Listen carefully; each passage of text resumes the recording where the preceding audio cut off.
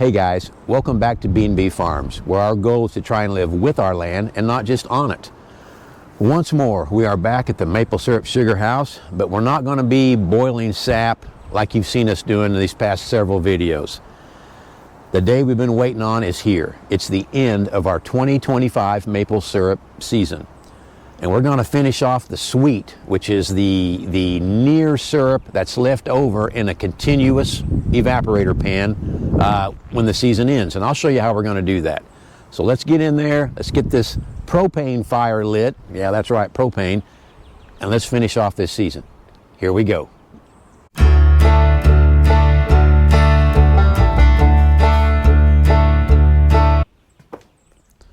All right, the old homestead for us the last several weeks. You can see that our Smoky Lake Corsair arch does not have its pan on it. It's back at the house getting cleaned out since we're done boiling on it for the year. Give you a quick look down in there. You ever seen what the inside of a maple syrup arch looks like? Well, that's about it. Got a raised hump right here in the center that optimizes this arch for a flat pan, because that's what we use to boil on. And as usual, it performed admirably. But that's not what we're here for. Take a look in here. This is our finished room. You've probably heard me talk about that before and mention the terrible echo that's in here. We've got our finished pan on the propane burner. We're going to put in the sweet that was left over from our last boil. It's about, I'd say there's 7 or 8 gallons of it, near syrup. And we're going to finish that off on propane because there's not enough of it to put in the evaporator to cook it. So this is how it's done at the end of the season. So let's get that sweet poured in here. Let's get this wrapped up. It's going to take a while. All right, make sure the valve is closed. That would be very bad. Let's pour that in there. Try not to make a huge mess.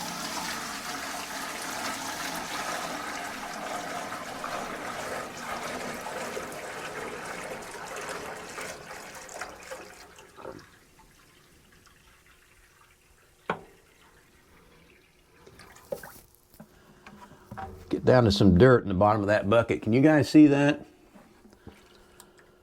I think we'll just leave that out. The filter press would take it out, but there's no need running that through the press.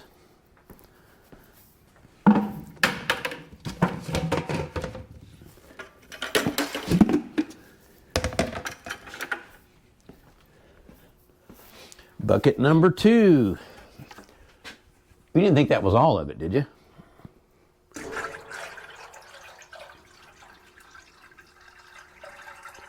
That's probably enough for now.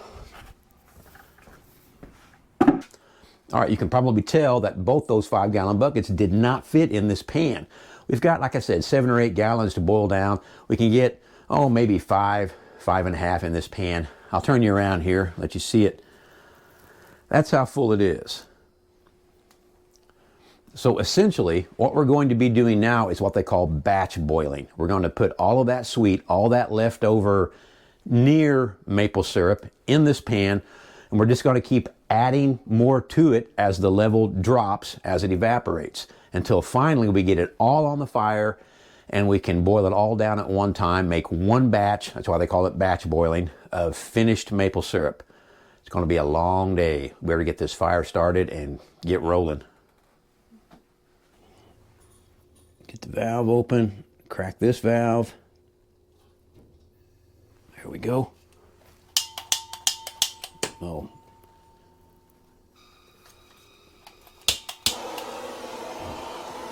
There's one. And crack the second valve. And there's 2. 2 burners lit. We'll adjust the fire a little bit.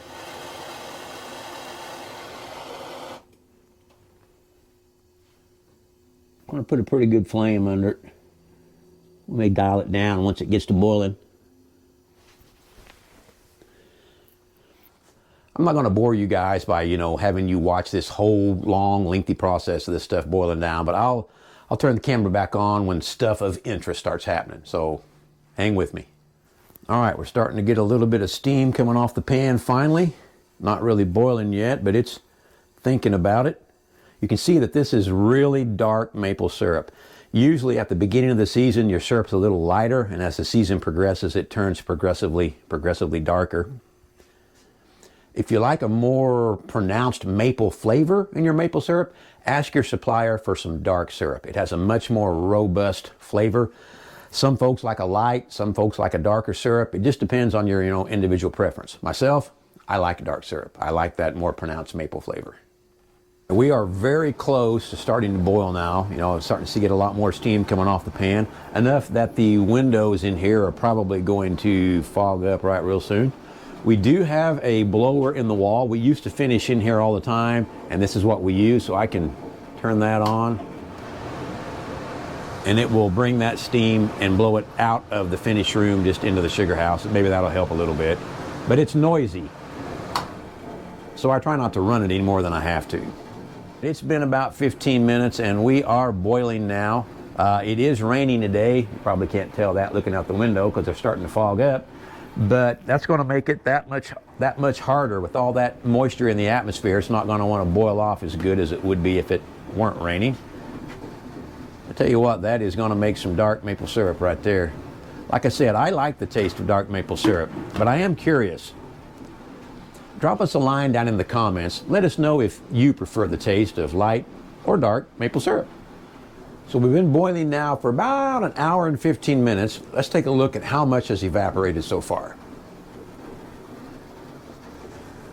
It's going to steam up. I don't know if you guys can see it. You can see that foam line there. We've dropped about 5/8 of an inch in that hour and 15 minutes. The rule of thumb is you evaporate 1 gallon per hour for every 1 square foot of surface area on your pan. So if you're on the evaporator and you have a 2 foot by 4 foot pan, that's 8 square feet of surface area. Your evaporation rate is going to be 8 gallons per hour. Now, a lot factors into that. A lot of variables, a lot of stuff can affect that. So that is not a hard and fast rule. It's just a ballpark. So keep that in mind. This pan that we're finishing off this suite is 1 foot by 2 foot. So going by that, 2 gallons per hour.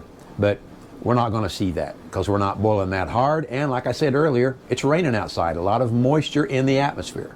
So, yeah, keep boiling.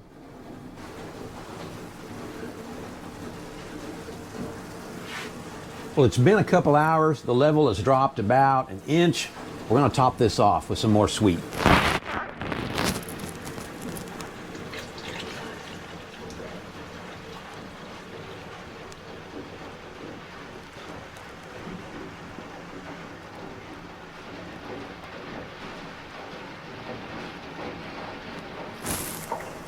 And there we are. It is all on the fire. More waiting. Take a look in the bottom of that 5-gallon bucket. See that sludge? That sludge is called niter or sugar sand. It's a normal process of boiling maple sap. It's minerals and stuff that precipitates out of the sap when you put fire under it, when you boil it. It's completely harmless. It will all get filtered out during the filtering process, which follows the cooking on to syrup process. And it won't end up in the bottle. So yeah, it's just all part of it. We're 2.5 hours in on this boil. Check out what we got. So it's all on the pan. All the sweet is in here, all 7 or 8 gallons of it. So we are reducing, pretty decent. Probably wondering how we're going to know when it's done. Well, we can draw off a sample and check it with our hydrometer, when we get really close. But for right now, I'm just watching the bubbles, or in this case, the fact that there aren't any bubbles. If you've ever boiled maple syrup, you know what I'm talking about. The bubbles will tell you when it gets really close to becoming maple syrup, and we aren't there yet. Here's a 3.5 hour update. You may have noticed I put my sweatshirt back on because the temperature outside is dropping and it's getting cold in here. It's still a subtle difference, but it's definitely noticeable. You see the difference in the bubbles? You see how we're starting to get these little bubbles that are staying on the surface for a little while longer? That's a good sign that we're getting a lot closer to making maple syrup. We're still not there yet, but we're gaining on it. Here we are 4 hours into this boil. You can see the remarkable difference the boil's doing now. Lots of bubbles on top of it. The foam has pretty much covered the whole surface area, and that's fine. All that will get removed when it runs through the filter press. It won't be any problem, but it's the bubbles. It's the bubbles that tells me, yeah, we better check this.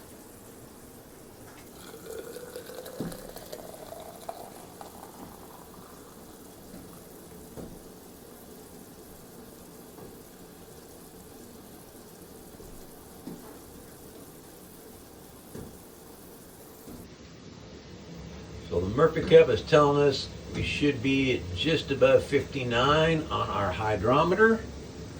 Let's put it in here and see. 59 has a red mark on it. Let's see where we're at.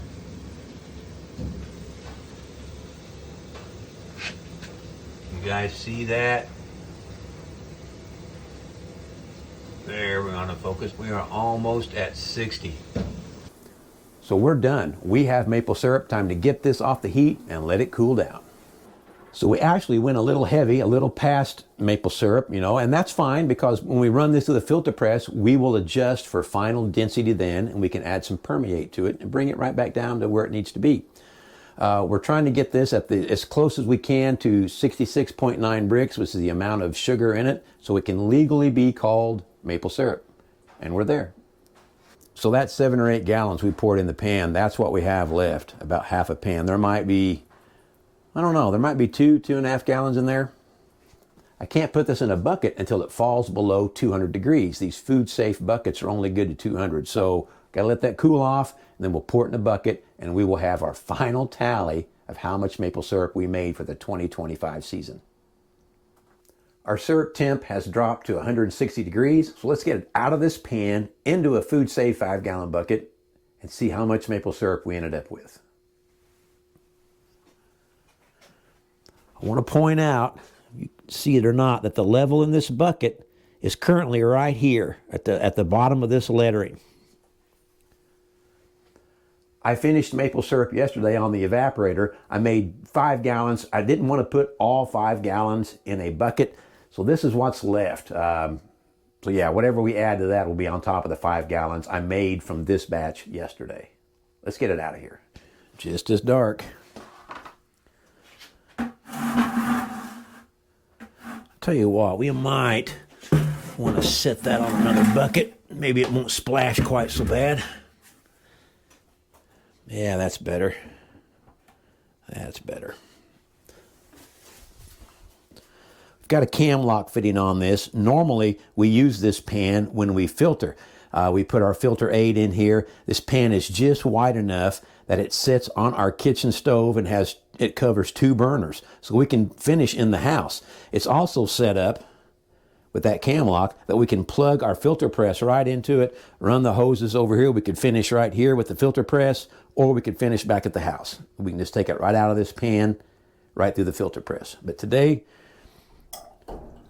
we're just going to drain it off, take it back to the house. It's a pretty color, dark, but pretty. It made more than I thought it would. And really,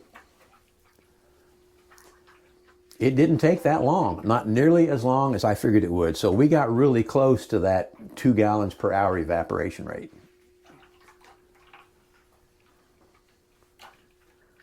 See, the level in the bucket is right here now, and we started at the bottom of this black lettering. So from here to here is how much we made today. I'm going to call that about, 2.5 gallons that we got out of that 7 or 8 gallons of sweet, which is about right. Add that to the 5 gallons I made yesterday, so 7.5, let's call it 7, just to be, just to be on the conservative side. We've already made 35 gallons of syrup. Add that 7 to it, puts us at 42 gallons for the year. Our biggest year ever. So yeah, it was a strange maple syrup season, but it was a good season. Let's get this bucket sealed up, get it in the mule, and get back. 42 gallons for the year. I'll be honest, I was hoping for 45, but I'm thrilled with 42 nonetheless. Again, like I said, that's a new record for us. Very, very happy for that. Well, guys, I think that's going to wrap up the maple syrup production part of this. There's still a lot of work to be done. We've got thousands of feet of tubing in the woods. You can see a small, very small piece of it behind me there. All that has to be drained, flushed out, and then have a sanitizer put in it. We've got a pretty good system at doing that. Maybe I'll make a video on how we flush all of our tubing. So if you'd like to see that, drop me a line down in the comments and we can make that happen. We can show you how we do it. In the meantime, I'm going to get out of here because it is getting pretty cold. I'm going to duck under this line. Thanks for hanging with me this long. I know this video wasn't that exciting, but you know, it showcased our entire maple syrup production start to finish in this series of videos we did this year. And maybe you get a little better idea of what goes into and what it takes to make maple syrup. So I've got the Kawasaki Mule loaded up, starting to rain, and we're going to get out of here because I don't like to ride in the rain. Yeah, that is a how old is it? That is a 32-year-old Kawasaki Mule, no top. You're watching B&B Farms. This is not Outdoors with the Morgans. All right, guys, remember to be nice to one another, get outside and enjoy what's around you, and I'll see you on the next video.